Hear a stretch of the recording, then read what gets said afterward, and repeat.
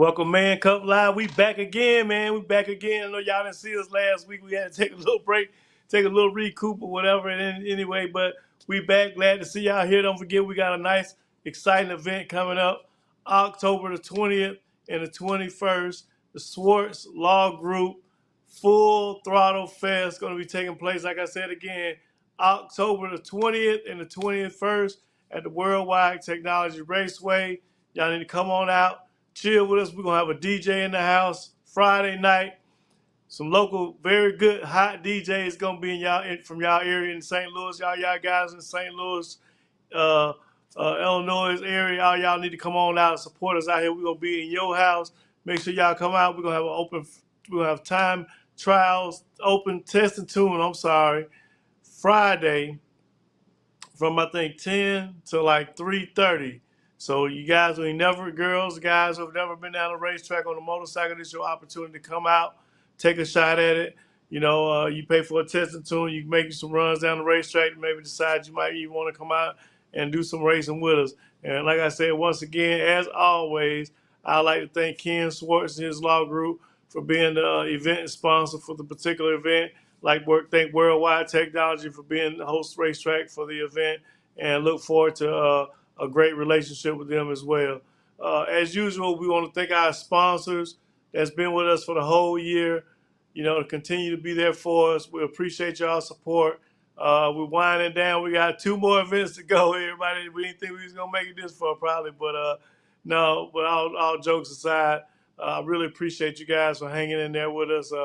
This is a year for learning for us, obviously, and hopefully we've done you all a good service with being able to get people to come through your doors and shop with you by hearing about you with us. But we appreciate your opportunity.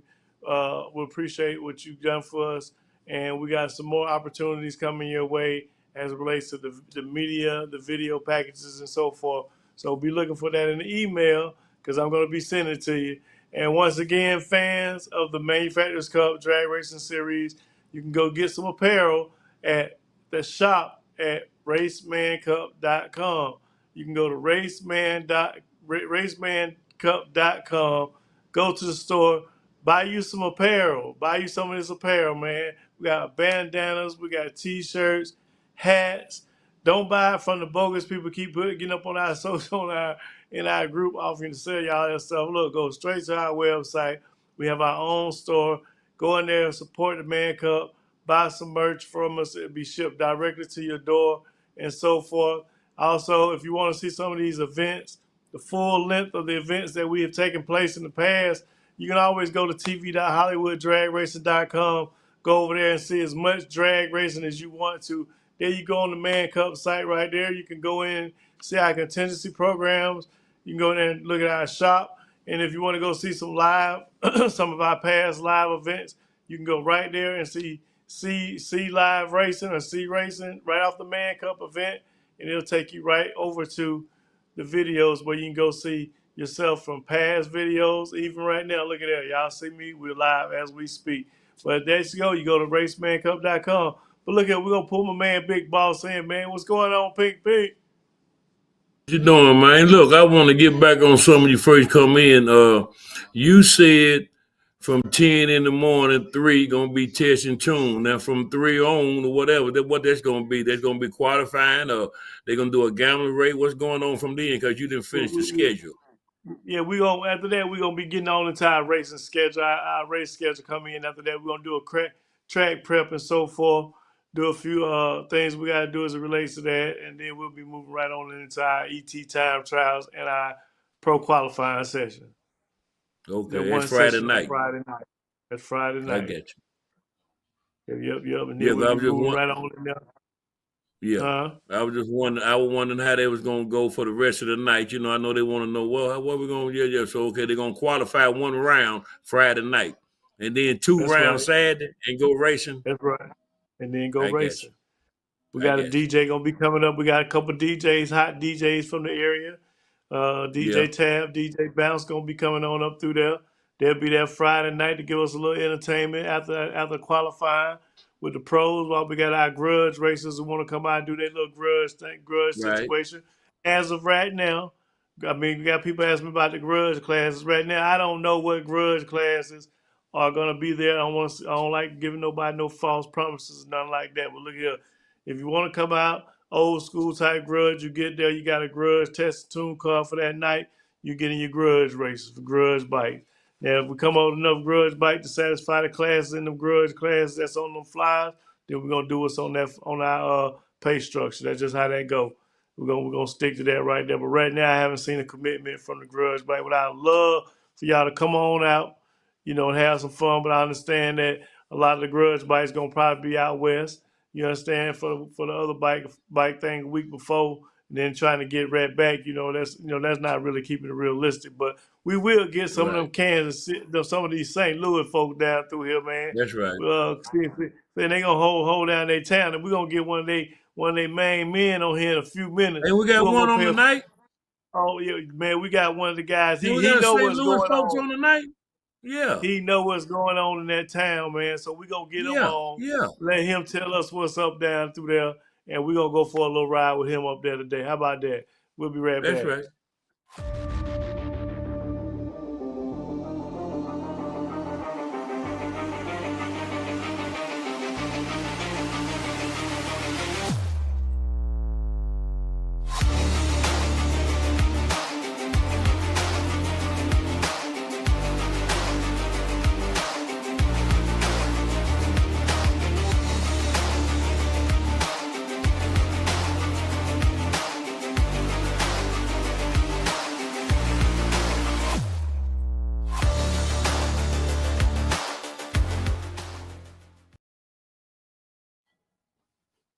All right, all right, all right. We got my man Rudy. What's going on, Rudy?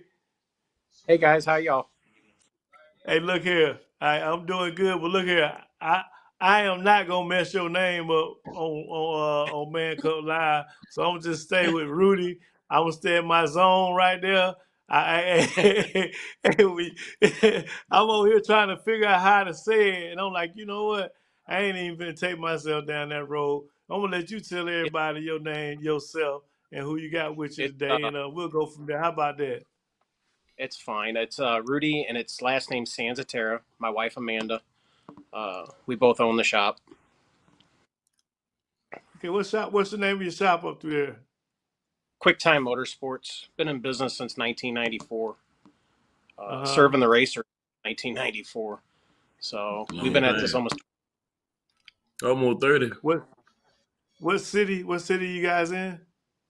We're in St. Peters, Missouri, about 30 minutes west of St. Louis. So if you were coming through downtown St. Louis, you can make kind of a right and head to the track, or you can kind of stay on track on Highway 70. In about 30 minutes, you'd be at the shop. Man, that's pretty cool. So cool. So we coming to your town, baby boy. We over That's here right. talking about they asked me about Grudge and Pro Street, and I'm trying to keep it real with everybody. I don't really know the Grudge game. I don't know the street game. I'm just saying, look, if you want to come run your Pro Street bike, you want to run Grudge bike, hey, y'all come on and do it. We got a pay structure in place. And, Yep. and I want y'all to come out and have some fun. That's all I can say. So St. what you got in Grudge. store for that? Huh? We've got St. Louis is good for Grudge. In fact, we were out Sunday doing a little illegal street activities with the Harleys because the Harley things are starting to become kind of big. So Yeah. we Yeah. were out racing on Sunday. um, but basically, we're just going to bring our pro street bikes. It's still up in the air on the second one. Somebody has been wanting to lease it for a while, and we'll see if he comes through with the money and wants to ride a pro street bike. This game's a little harder than most people think riding these bikes. Right, right. But look, check this out. So all them people want to do their Harley stuff on Sundays, then let them know they can come on Friday night and do the same thing at the That's right. track that they were doing on the street. They can come to the I track on think Friday night, and we'll put that together in the grudge competition. They'll just take care of all that at the That's track, right. man. That's right. All I think hollies Grudge. run hollies. I think Grudge is going to be big because St. Louis is a pretty good Grudge town. It's the same thing. I think it's everywhere. Street racing's big, Grudge is big. stand around and talk for a very long time to get one race off. I mean, that's basically what Sunday night was. The Memphis guys come on up, and we had a good time. I mean, it's been a while since I've been out on the street. A long time. So, Right. Man, well, look here, man. You know, we got to keep y'all up off that street, man. So look here. Tell the Memphis guys, the St. Louis guys, talk to Hollywood. And he said that Friday night, we can come up there and put that action to work at the track. That's right. We I can think that flag them it'd be off a with a flashlight if they want to go. If they want to go on a However they flashlight, they can want go to on a do it. flashlight. However y'all want to do it. We go That's flashlight, right. street, it don't matter. We can turn the tree off. Go flashlight, that's we, old school. That's right. Huh? we like But look that. here, man. We like. How long, how long have you said, how long you been in the shop again? I've been in this location since 2000. My dad and I built this location in July of 2000. I've been in business since July of '94. Um, Oh, 94 is what I 29 really years. was asking for. That's yeah, a long time, man. I remember going to the first pro street race in Bowling Green, Kentucky. Me and Brad, Moment, were talking about this the other day because we're still the only ones left in the class, or the old school, and still racing the class from the first race in Bowling Green in '96. We actually took our bike, raced the all motor class, took the body work off of it, changed the body work, took the bike to the street, made a bunch of money in the street in Kentucky, put the body work back on the bike, and then raced the next. Yeah. So Yeah. That's that's how it racing. all started. And then now this class has just evolved into just a completely out of control and out of hand class. If you ask me, this class it's not about the money anymore. It's just who can out money everybody else. You know, there's not enough money to win, but there's enough money to spend. Right. So So, and we're talking about pro street motorcycles basically now. yes, Pro Okay. Street is So, a very very fun class, but it's a very expensive class. so when I hear things like that, I think about like any other class that has been like out the back door has always been non-sustainable because you know the quickest number is zero, right? So you're racing to go to zero. I think that's what Dan Yep. Wagner said, something like that to me. You know, so it's like you can always try to get there, but to me that's like a failure when you start losing bike count if you don't put a throttle or something to hold it back a little bit to keep it where it's competitive and it's not about who can spend the most now, but who can maybe be out the best tuner. I don't know how the class go. Maybe that's how it is now, but It's money. I'm, It's who's good at pecking away at the keyboard. And who's got enough. I'll be honest with you. Got enough. Who's got enough to ride one of these to end with a throw? You know what I mean? The key. If you have enough energy to hold that thing open the whole way, it's a very scary deal. And the guys that have been 236 miles an hour, my hat's off to them. I've been 227, almost 228, and stopping's hard. So yeah, I'm starting to get to a point where I'm 51 years old, and this might be my last year. Yeah. I'm thinking we're gonna do else on the bike. you Yeah. know, I was just that's crazy because when you were sitting here talking about it, I'm like, you don't sound like you trying to go too much forward with it. It sounds like you're trying to put you getting an exit strategy. But let me ask you a question: would it be just, you know, it seems like when I hear people make that decision, do you feel like you lay off of some of the responsibilities that you took more seriously when you were actually going after something? Now you're just No, basically going through the motion a little bit. no. My thing is, and my wife and I have discussed this too. My biggest problem is if I put someone on the bike and they do something I don't like, or if they can't ride the tune up that I stuck in it, I'm going to probably get upset. Look, just get off. Let me ride it. You know what I mean? It's been one of those. It's been a deal because you find a rider that can actually ride, and let's just face it, there's not a lot of guys out that are coming into this class that can actually ride. They think they can ride these things, and then you put someone on it, and as soon as they feel what 3 Gs feels like, and it pulls all the way through to the quarter, and then trying to shut it off and get it stopped safely, they don't normally want to keep doing it. To me, it's time for me. I've been doing this for 30 years. So yes, I'd like to retire. I'd love to sell the shop and retire, but there's nobody coming into this to do it. I think the last people that have come into this, if you go back and look at Pro Street's history, the last one that's probably a newcomer that has done pretty well would be Brett Ware. And he is kind of the last one I've seen come into this, and that was 3 or 4 years ago. I have not seen anybody new come into this class. So then that brings it to a question for me as the promoter, owner of the series, because people ask me all the time, like, why don't you do this, that, and that, for these classes? I'm like, well, man, first of all, it has the math has to math, period. You know what I mean? It has to make sense, for us to be able to continue to have an organization where, you can't sit there and leave $5,000 on the table for potentially three motorcycles. You know what I mean? It has to You are make correct. sense, and and it's a hard decision to make, but ultimately there are classes that are facing those type of bike count reduction, and it just makes sense when you start having to look at what it takes to do those deals. But ultimately there are still going to be people who chase those fast numbers. Do you think that perhaps if the class was an all eighth of a mile class, it would probably increase the amount of people's participation, just because it's more manageable at that speed versus the quarter mile? I think that it's not only more manageable at eighth of a mile, but it's easier on parts. But my thing is, a lot of these guys aren't going to want to race quarter of a mile or race eighth of a mile. Everybody is to the quarter of a mile.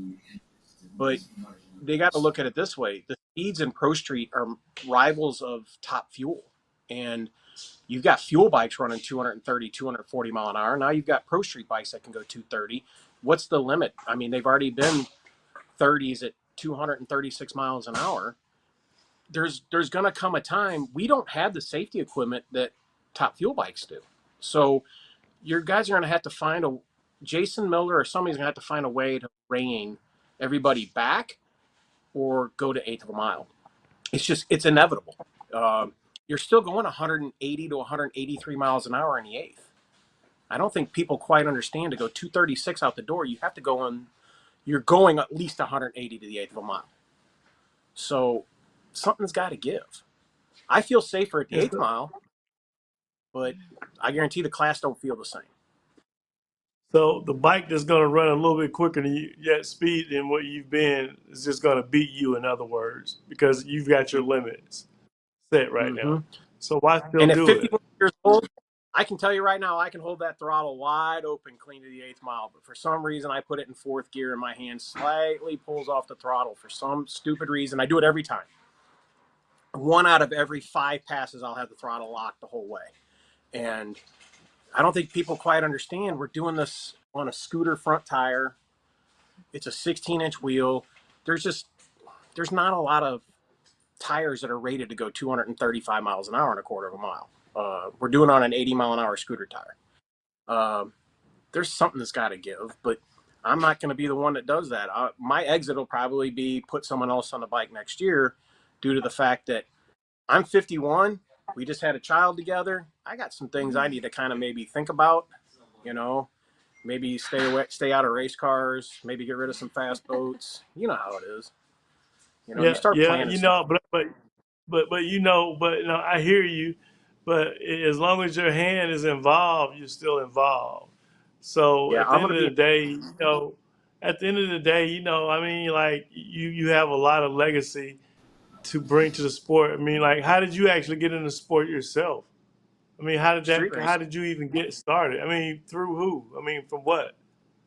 I used to live in Chicago. I lived there for 6 years. I lived in St. Louis my whole life, but then I moved to Chicago for 6 years, and I went to the first street race on Doty Road. And from that night on, I'm like, this is what I want to do. I worked in a job. I ran a huge car audio installation center, so 12-volt wiring was just real easy to me. And I'm like, man, I could probably do a normal day job and street race at night. And then it kind of your friends want you to work on their stuff, and then it moves on and on and on. And in '94, I decided, let's open up a shop. Let's just give it a go. And I kind of worked a normal job and had a shop. And then about 1995 or '96 era, it got so blown up that I had to just stay full time at this, and I did. And then my dad built this place here in 2000 for us, and I just didn't look back. We moved back from Chicago, and it's been a it's been a it's been a great 30-year run, but it's getting to be a little tiring too. Yeah, where did QuickTime come from? So when I was about 14 years old, I was thinking to myself, man, I want to own a performance shop. I've always wanted to own a performance speed shop, but I always wanted to do cars. To me, I had a lot of fast stuff when I was a kid. And I thought, well, I really want to open up a shop. So I started thinking about names. So I came up with this name, QuickTime. And then I came up with the logo of Too Quick to See. And I decided to open up this shop, and it just happens to be motorcycles. And then the nice thing about being able to work on this around here is we had a car dyno, we had this all. So it was easy to transform cars to be fun and have fast cars too. But fast cars they take up a lot of space and they take up a lot more time. And then I got into fast boats, and that was a huge mistake, because you want to waste money on something stupid, go get a fast boat. As soon as you get a fast boat, I promise you, when you can go 150 on water, it's a lot more fun, but man, is it expensive. It makes motorcycles look small. Go ahead. Hey, look here, man. Hold that thought, because after you finish talking about, I want to finish that comment about those boats. Then I want you to show us around a little bit around there. All right, we'll be Okay, right back. We're gonna go not a pay problem. a few little bills here. All right, my Okay. man.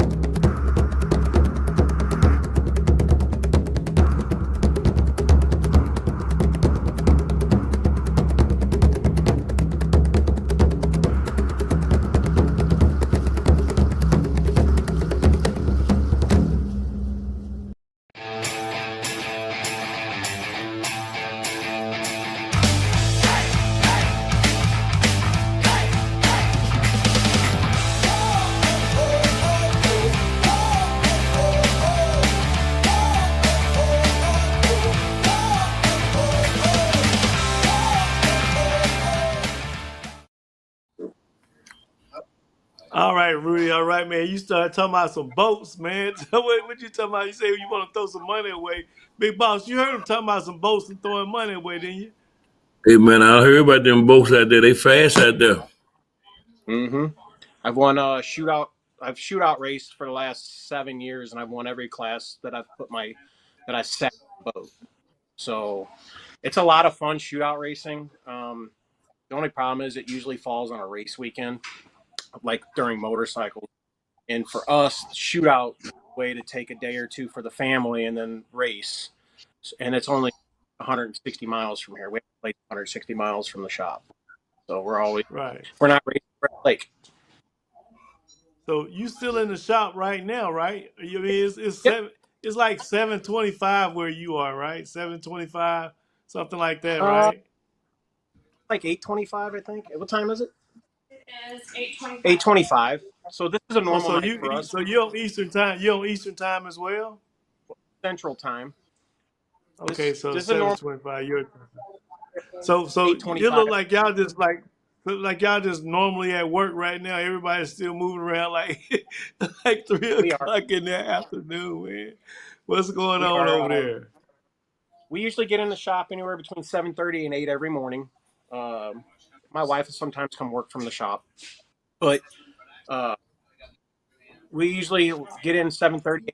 We don't usually leave until I'll tell her, hey, I'll get out of here at 7, and it's usually 8:30, 9 o'clock, and we Uh-huh. got a restaurant across the street that we usually eat at every night or most every night, and we'll just go over there, eat, and I go home, and we got this really nice house that I just kind of lay my head on and take a shower in. I spend about 6 hours there a night, and that's about it. This I know place, that feeling, boy. That's the worst, ain't it? You just go home and shower, eat, go to sleep. yep, Yeah. you have to. When you're So, hustling and so, trying to make, that's what you do. so show us around. Where are you right there? All I right. mean, in that background right there. Where are you right there in that I am location? in front of my. This is our lift here. So if you look, that's our front door as you come in, and then we're doing a bunch of service right now. Um, Uh-huh. we do everything. So there's really kind of nothing that we don't do. Uh, dyno wise, and then that's toolbox wise right there. Yeah, you got a big old toolbox back there. Boy, Snap-on should Big be boy. proud of Oh this yeah, damn real. Yeah. They need to pay Yeah. us a little something for this big ass advertisement you just did for them. they need to for the amount of money I spent over the years. But I mean, I know that's right. it's pretty much just a. This is our main shop. This is where we keep. Right, This is where I keep and do everything. Do a lot of the right. engines here on this bench here, and then parts washers and So you had a ultrasonic flow hot bench or water something, washer. didn't you? Yeah, we've got Then you pretty have a much everything. In-house dyno. We got one of Steve Nichols' dynos from Max ECU. I okay, wanted one of the dynos because it can buses with the Max. That dyno will hold 1,250 horsepower. Not that I've ever hit it. But I mean, as you walk around, you can kind of see, you know, we got mills and lathes and all the stuff to. I got a big jig table and weld it so I can weld all the turbo headers together. Um, some of look the like you best got a welders in pretty the world. pretty pretty amount of business up in there ready to go. Oh, we've got so much right now. My part-time guy comes in at night and helps us out, and I got another part-time guy that helps us out, and I kind of like it that way. And sometimes I just have to take away and not do some of the work. You know what I mean? Um, Right. we have the other unit here. I keep. I built my son, who's I know he's 5 months old, but he's got his own 70 and a half split bumper car. And They then gonna I'm be. working You on. better figure out how to pick some jets. You better figure out how to put some jet engines or some electric fans on that thing if you want him to enjoy it, man. And then I'm But working on so a you radical know car. that's pretty cool. So look, how do you balance all that out, man? I mean, you got a lot going on right there. Then you got a new the little boy just being born. You got the boat racing. You got the bike racing. I mean, you got the Not easy. shop there, man. You got a It's not easy. clone. No, I got good friends. I got friends that'll just come help. If I got to pull the motor out of the race car, or if I've got to do something, they just want to go help. And I have really really good friends. I got good employees Uh-huh. too. They Right, they're all about this. They're all about the right, racing lifestyle. Um, Cars and boats, they take up a lot of our time, a huge amount of our time. The motorcycle uh-huh. racing, I don't think people quite understand that you have to work on the customers' bikes to pay to go to the race. So you work 10 hours a day on those, and then you'll work a couple hours a night on your race bike.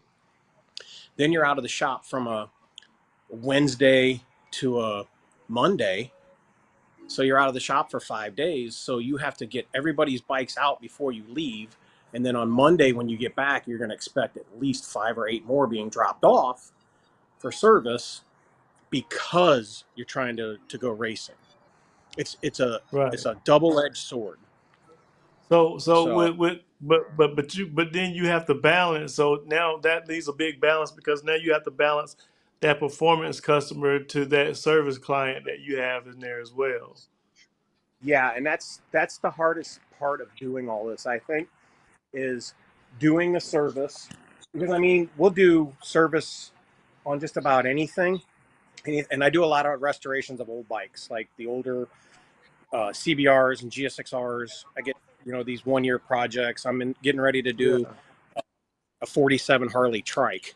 So I mean, you have to do this to make money to go race, and Right. I think a lot of people don't understand. It takes a lot of money to go do this. You know, Right. just just in our 3 shops here, I mean, you can see I keep enough Yeah, bikes to yeah, in yeah. service just to keep it all going. You know, you're Right, right. constantly working to go racing, and it's a vicious cycle because as soon as you That, kind that, of quit racing, you want to go racing.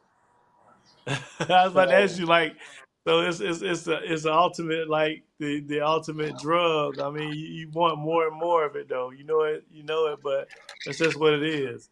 But do you feel I like you would have been as much accomplished if you was not trying to go racing? no, if I didn't race, I would never be where I'm at today. I'm I'm a 100% believer in if we didn't go racing, we couldn't be a successful shop because your product is proven every time you go out. Um, Right, you know, if you look at the Willifords, you look at the DME, you look at all these guys, when they're fast, people come to you. That's just how it's always been. Um, right, I kind of like doing the service end of it. These big projects where you got a year wrapped up into something, it's hard. It's very hard. right, It's demotivating some days because you don't feel like you got anything done on this year project that you're working on, but yet you're busting butt every day. So then you know that this big project, if you can put a couple hours here on it, then you put some service time in, that service time is going to pay your bills, and then you get this big lump sum when it's all said and done for the big projects. And people don't right, right, understand. Yeah, it's nice getting a $50,000 or $60,000 payday on these big projects when they're done, but they don't see that you spent a whole year of your own time putting them together. You know, yeah, yeah. That would tend to be a big, deal. I mean, it's like, everybody can see the good part about everything, but not looking at the things that you have to do behind the scenes to really make it work. But you take them on. You take on what you desire to do. And like you said, you're passionate about motorcycles, so you like the racing, you like fixing the baggers. You tend to like a little bit of everything, which gets you all over the place with these things. And I'm telling you, you got to clone about two of yourselves, man. What you think, Big Boss? What are you doing over there, man? You about Yeah. to kill You yourself. see, man, you see, you got a classic in the back. See that red one in the back, yo. That eight, oh what yeah, that 86 Zuka? Yeah, 86. classic right there. Yeah, I just restored that for a customer. That's been a year and a half long project, Yeah, and Uh yeah, it was huh. an expensive project. And yeah, yeah. it's nice getting paid at the end of the day. I just finished up a Firebird that was a 4 year project for my buddy, 1,000 horsepower, single turbo, 2,000 Trans Am that had to have all the factory components, air conditioning, power windows, locks, tilt cruise, had to run on a stock Mm-hmm. ECU. Could not, I was not allowed to cut a single thing on the car. So that was 500 hours of labor, you know. Wow. By the time the car was all said and done, you build a motor, you build a trans, you build a turbo system, and you make this all work. And I had to motor out of the car 7 times, so that was probably not helping. Yeah, it's a great payday at the end of the day, but it's 4 years of your time, you know. Yeah. Everybody sees these Yeah. fast cars and the fast boats, but they don't realize, like my fast car, I did most of the work myself. You know, yeah, Right. they're expensive when they're done, but it's all done by me. So you got a year of your life gone before you Yeah, know I it. mean, but me. So, but it's cool that you're able to identify with things about like how race impacted your life. It's cool that you also, kind of feel like you know where you're willing to kind of like draw the line in terms of having, acknowledge your success with the sport, but you still seem to be wanting to be engaged from the builder tuner aspect, but maybe just not the pilot. Is that what I'm I taking wouldn't in? mind being, I wouldn't mind just doing remote tuning and then coming to a Right, race with our own product just to show how fast we could go. I actually right, called Ryan Hable. I told Ryan Hable this afternoon, I says, I don't know how many more years I got left to doing this because I don't think I have what it, at 51, you start thinking about, man, I got a 5-month-old son now. So at 51, you're thinking to yourself, if you go down at 225 miles an hour at 51, I don't think you're going to heal as good as if you were 25, right. you And know? those are not the thoughts that you want to be carrying on, in the Nope. midst of trying to operate something anyway at that level. But you know how you feel about it, and that's a good thing. You can come around 460, baby. We're That's what I dialing was in. thinking. I was thinking about building a 460 bike, actually. I was Hey, going to hey, build a big no bar boss, tell him he 460 can't bike. come So run some 460 now. The gamble good down there at 460 now, but you more than welcome to come on. you guys pay well in 460, and 460 seems to be the hottest class right now. I mean, And if I was going to slow down, that's the bike. I'd probably build a no bar bike and go race 460. Yeah, To me, that would right. be more I can fun. see that. right. I can That would see be a that. great time. One thing nice about racing the cars, I mean, you got a funny car cage around you. If stuff goes sideways, you pretty much. I put that car on a wall at 160, and it's you feel safe in it. Now the boats, you're relying on a life jacket at that point. Right. But man, look here, Rudy. Man, we done went over a little bit, but look, it's always a pleasure. I like to give people opportunity to meet the people that support and racing our series behind the scenes a little bit. And it's been a pleasure having you on. We're gonna go pay some bills right quick. And when I come back, I want you to do a little shout out to all the people in St. Louis and the people around so you can let them know what's up coming up with this race here. All right. You got it.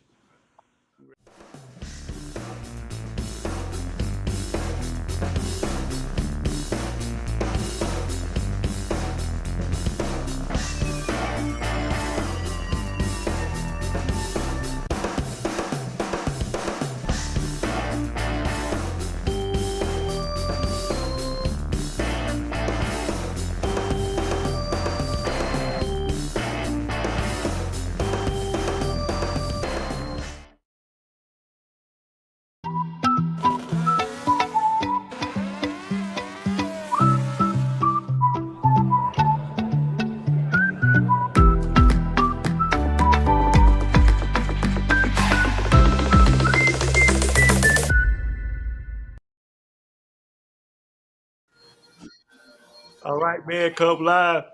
We're gonna wrap it up with my man Rudy. Rudy, we're coming up your way. What can we go? What can we expect up there in that area, baby boy? Talk to us.